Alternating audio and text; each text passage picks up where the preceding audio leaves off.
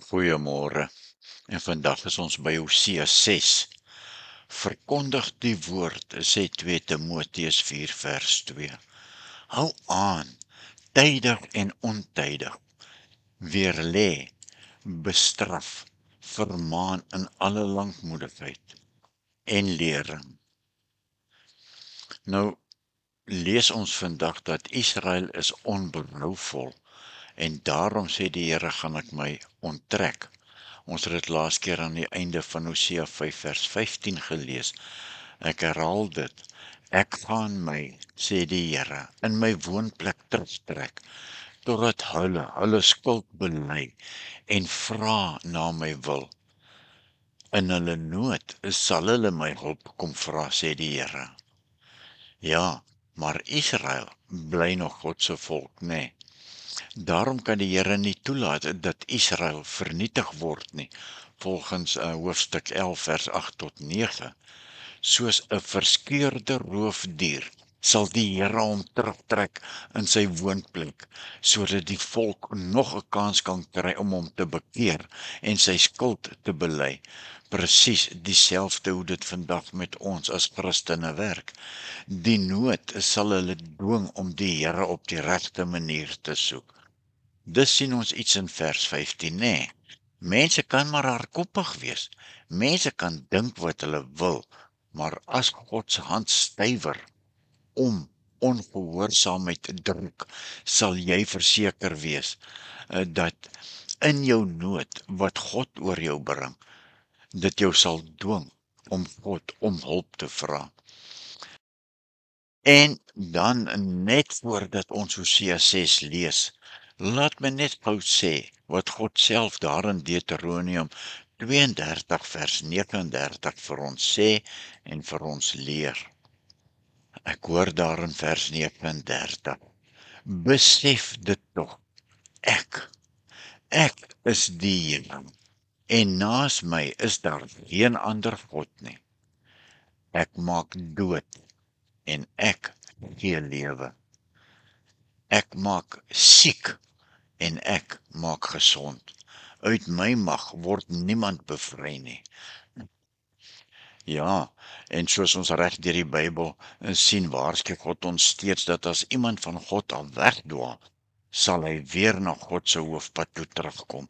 Maar hoekom wil mense eers swaar kry en seer kry as hulle van God af wegdwaal? Hoekom? Kom ons lees Hosea 6. Dan probeer ons die antwoord daar uit Hosea 6 uitkry. Vers 1.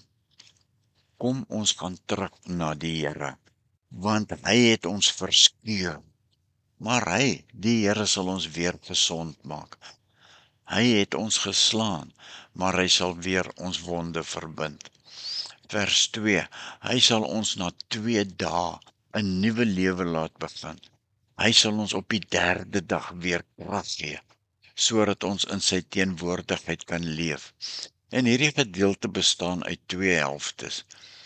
Elkeen met 'n oproep en 'n versekering, en is soos volg opgebou. 'n Oproep tot bekering en 'n versekering van God se heil. Ja, hierdie vers 2 verwys na Jesus se kruisiging, nê? Vers 3. Kom ons wy ons aan hom, die Here toe. Kom ons streef daarna om ons aan die Here toe te wy. Die Here sal verskyn so seker as die son opkom. Hy sal na ons toe kom soos 'n stortreën. Hy sal ons verkoop soos lentereëns die grond verkoop. En dit kan ons maar lees daar in Hosea 10 vers 12 ook.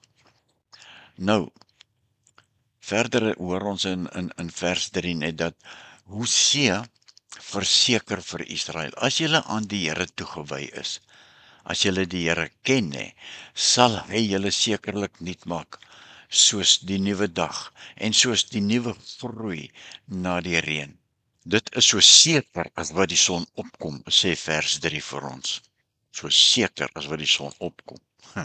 Ja, dit is wat ons in vers 3 gelees het. Die stortreën val en die lentereëns neersak. Dit is soos God se seën op ons sal afkom. Ja, dit is al drie natuurverskynsels met goeie gevolge vir die mens. Vers 4. Wat moet ek met jou doen, Israel, vra die Here. Wat moet ek met jou doen, Juda? Julle liefde is soos 'n môrewolkie. Dit verdwyn so vinnig soos dou. Ja, hier roep die Here om terug te keer na God en toewyding sinspeel op die ken en die toegewy, né? Van hoofstuk 5 vers 3 en 4. Dit het juis by Israel ontbreek, sodra hulle egter aan die Here wy. In Hebreëus dieselfde woord as ken, dan sal hy hom weer tot sy volk keer. Tot tyd en wyl dit gebeur, trek hy homself terug, sê die woord, né? Dis wat ons gelees het.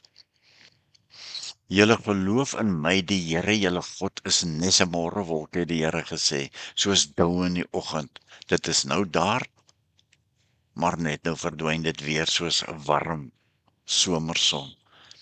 En vers 3 verwys ons ook na Jesaja 2 vers 3, as ook Joël 2 vers 23, vers 5 en 6. Dit is waarom ek julle met my profete gestrem het, julle met my woorde vernietig het. My straf oor julle kom so seker soos die lig, want ek verwag liefde eerder as offers, toewyding aan my eerder as brandoffers. Toewyding, né? Julle het die verbond met my verbreek. Nou, hierdie wispelturigheid van die volk het God sy volk bestraf deur die optrede en die woorde van die profete. En die Here sê baie duidelik, dit is nie maar holklanke nie, nee, maar dit het 'n dodelike effek. Hoor ons ook in Jeremia 5 vers 14 en 23 vers 29.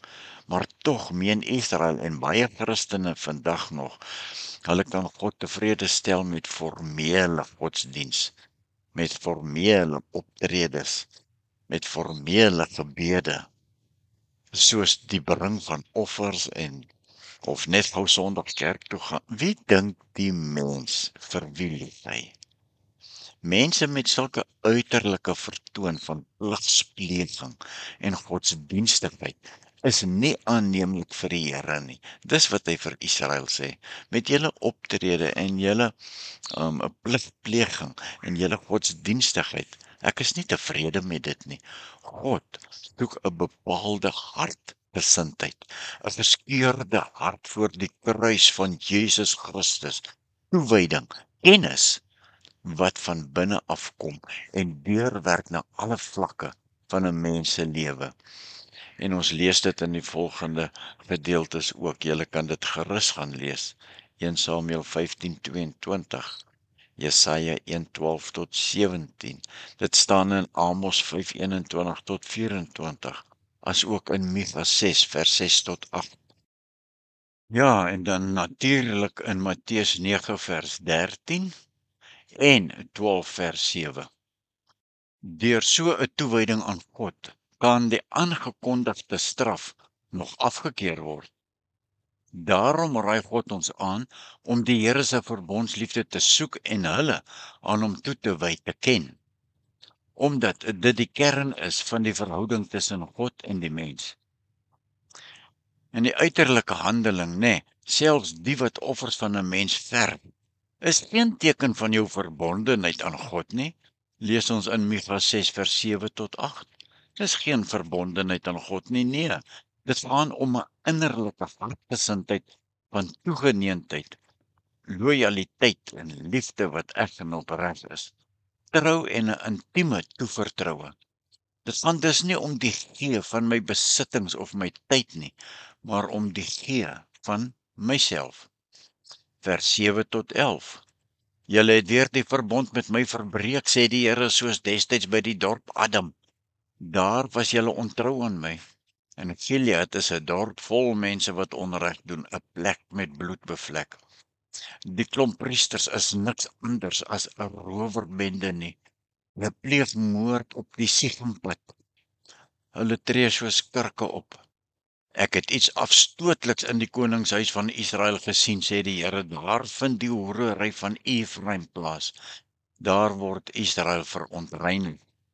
Vers 11, ook vir jou Juda lê die tyd van afrekening voor.